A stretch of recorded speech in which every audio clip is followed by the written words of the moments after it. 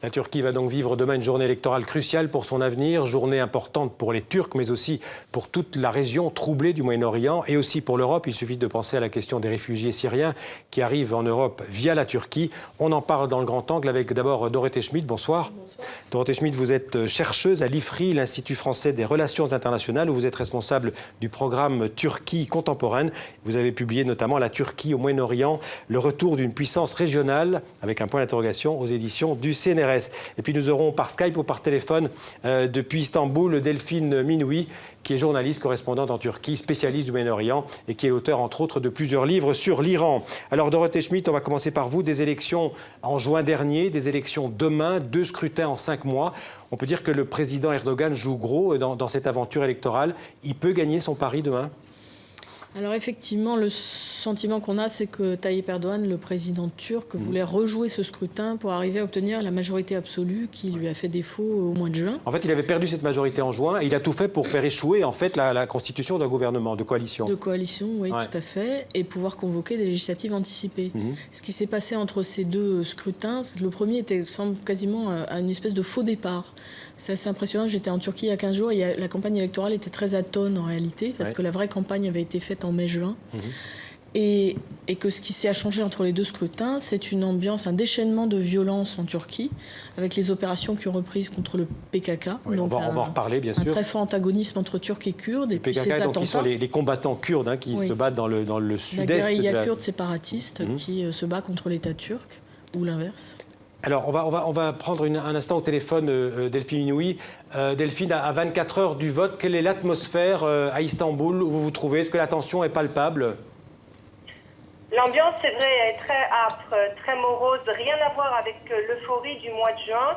On s'en est même rendu compte lors des rares meetings, je dirais, électoraux de ces derniers jours, puisque la plupart des partis de l'opposition avaient refusé d'organiser de grands rassemblements à cause notamment de la question sécuritaire. Rappelons l'attentat d'Ankara du 10 octobre qui a coûté la vie à plus de 100 personnes. Alors tout s'est passé à huis clos, c'était très étrange. Il y a quelques jours, je suis retournée dans un meeting du HDP, notamment le parti pro-kurde. Il n'y avait pas de tracts, il n'y avait pas de posters à l'entrée. Tout se faisait derrière une petite porte dérobée, une 50aine de personnes à peine. Et on sentait vraiment sur les visages cette peur figée. Delphine. Et c'est un peu ça, cette ambiance aujourd'hui, à la veille du scrutin. Delphine, est-ce qu'on s'attend à une participation importante demain ? Ça, c'est le grand point d'interrogation. Il y a quand même une détermination, des deux côtés d'ailleurs, puisque le pays n'a jamais été aussi polarisé. De part et d'autre, les différents leaders politiques appellent à une mobilisation massive, appellent les gens à se rendre aux urnes. Maintenant, vous savez que la tension, notamment dans le sud-est, dans les zones kurdes, avec la reprise du conflit entre le PKK et l'armée, cette tension rend difficile parfois l'accès aux urnes.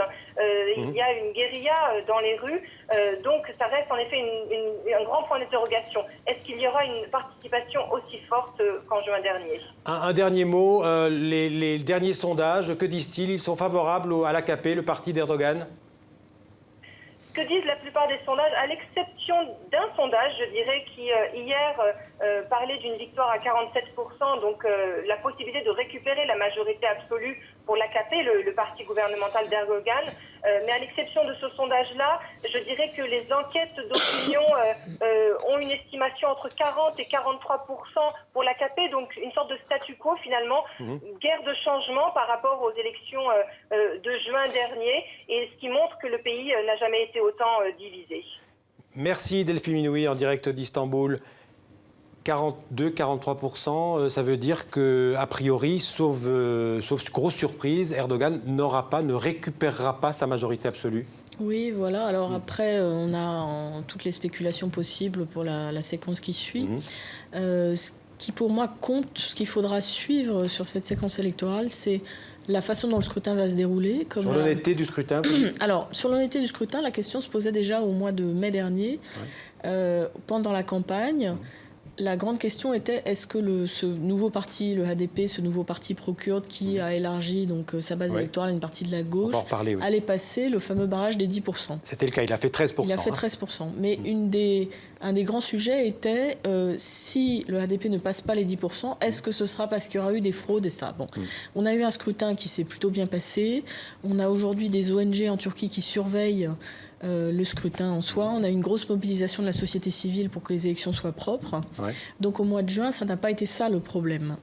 Aujourd'hui, ce qu'on peut craindre, c'est des incidents. C'est qu'on a eu une atmosphère de violence terrible, comme je disais tout à l'heure, pendant cette campagne électorale. 2 attentats. Il y a eu un attentat au mois de juillet, un attentat au mois d'octobre. Et un attentat au mois d'octobre qui vraiment avait pour vocation en fait, d'interrompre le processus électoral, qui a jeté vraiment un voile terrible sur la campagne, et vraiment qui a totalement plombé la campagne, et qui en plus, ces attentats frappent toujours ces mêmes forces politiques, c'est-à-dire l'alliance de la société civile et des forces de gauche nouvelles. Un mot sur cet attentat. Le pouvoir l'a attribué à l'État islamique, donc à Daesh. Vous confirmez ? Alors, ça je ne peux pas confirmer. Moi, je ne suis pas dans l'enquête. Ce qu'on peut dire sur cet attentat, c'est que d'abord, on a eu 3 attentats attribués à l'État islamique en Turquie qui ont frappé toujours les mêmes forces, c'est-à-dire effectivement ce parti pro-kurde, le HDP, ou des militants pro-kurdes qui étaient dans un meeting de solidarité avec Kobané, ou la dernière fois une marche pacifique contre les affrontements à l'Est. Donc toujours les mêmes forces politiques, toujours accuser l'État islamique ou le PKK. Jamais le gouvernement n'admettra qu'il a une responsabilité éventuelle là-dedans. Et pourtant, cette fois-ci, Tayyip Erdogan a admis qu'il y avait des défaillances de son système de sécurité, des défaillances des services turcs. On a parlé d'État profond, c'est-à-dire on peut dire les services secrets, ou en tout cas ceux qui, dans les coulisses, ont intérêt à créer un climat de tension. C'est possible ? Effectivement, le problème, c'est qu'en ce moment, en Turquie, comme l'info est totalement contrôlée, personne n'y voit clair, parce qu'en réalité, tout est cloisonné, personne n'a accès aux informations, les blackouts sont décrétés systématiquement dès qu'on a un événement grave. C'est le cas de ces attentats en Ankara. Cet attentat. Vous savez que sur place, la police est arrivée à commencer par disperser les manifestants au canon à eau et à la grenade lacrymogène. Ensuite, on a eu un doute sur le bilan pendant très longtemps. L'enquête est totalement secrète, et c'est simplement 2 semaines après l'attentat que le gouvernement turc a dit « ça y est, on sait que c'est l'État islamique ». Donc, qui peut faire confiance en réalité au gouvernement dans des circonstances pareilles? Alors, Dorothée Smith, la question kurde, on a déjà beaucoup évoqué le HDP, le PKK, elle est sûrement centrale pour comprendre la situation aujourd'hui en Turquie. Le résultat qu'obtiendra demain le parti pro-kurde HDP sera déterminant pour l'avenir de la Turquie. Je vous propose de regarder le portrait de ce parti et de son chef, surtout Selahattin Demirtas. C'est un parti, on l'a rappelé, qui a obtenu 13% des voix aux élections du 7 juin dernier. Arnaud Comte. Dans les rues d'Istanbul, il ne se déplace jamais sans sa garde rapprochée. Conscient que son statut d'opposant fait aujourd'hui de lui un homme menacé. Selahattin Demirtas rencontre donc ses militants dans des salons sécurisés d'hôtels 5 étoiles, au sous-sol en général. Il ne tient plus aucun meeting public depuis l'attentat meurtrier qui, il y a 10 jours, a tué des dizaines de membres de son parti à Ankara. À 42 ans, Selahattin Demirtas est l'ennemi juré du pouvoir en place.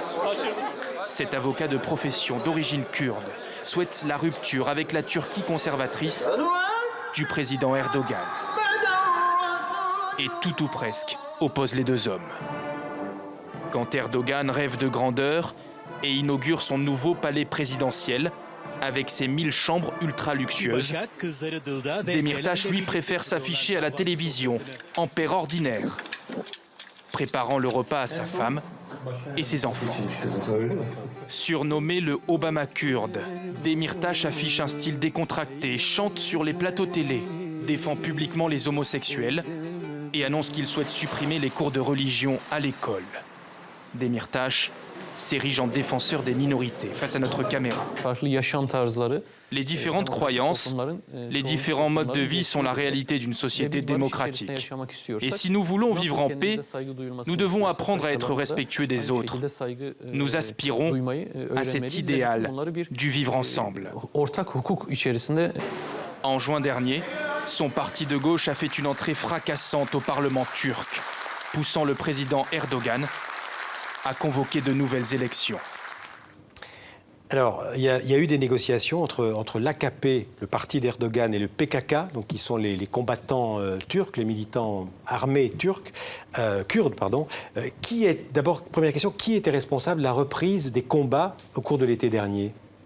Alors d'abord, on a eu un processus de paix qui a duré pratiquement 2 ans, mais qui en fait n'a débouché sur rien, qui était une espèce de malentendu général régulièrement relancé, qui a débouché sur rien. Et puis, au mois de juillet, on a eu cet attentat donc, à Suruç, dont vous avez parlé tout à l'heure, qui était un attentat contre un meeting de militants qui s'apprêtaient à apporter de l'aide à Kobani.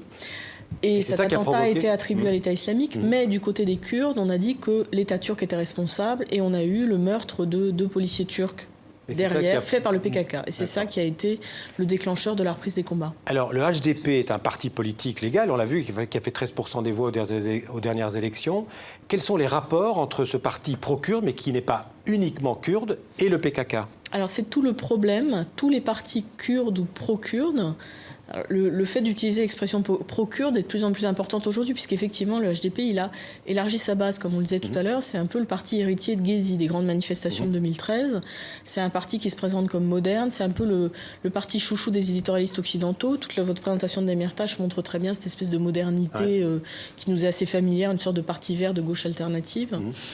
Mais la question que systématiquement l'État turc et qu'évidemment l'AKP aujourd'hui pose au HDP, c'est quelles sont leurs relations avec le PKK, qui est une organisation terroriste, une organisation de guérilla séparatiste. Or, jamais les leaders du HDP, du BDP qui l'ont précédé, des partis kurdes, ne donnent de réponse claire à cette question.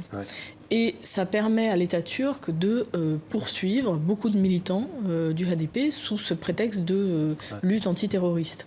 Cela dit, Demirtas avait un job très difficile après les élections de juin, et il s'est plutôt bien débrouillé pour prendre ses distances avec le PKK en appelant à la retenue des 2 côtés et en disant qu'il fallait avant tout éviter la violence et que l'important c'était à nouveau, comme il le disait, de vivre ensemble et d'être un parti de rassemblement. Donc toutes les cartes vont être rebattues demain par ce scrutin. On verra le score de l'AKP, le score du HDP, voir si l'AKP peut gouverner seul ou s'il doit faire une alliance avec un autre parti. Et il y a des partis à droite, par exemple, qui pourraient gouverner avec Erdogan. Merci beaucoup Dorothée Schmitt. On vous verra sûrement dans les prochaines semaines sur le plateau du 64 minutes. On pourrait conclure, si vous voulez bien, par ce proverbe turc que j'ai trouvé dans le magazine 1, les nuits sont enceintes et nul ne connaît le jour qui naîtra. C'est un proverbe turc qui, je crois, se prête assez bien à la situation politique dans ce pays. Merci beaucoup.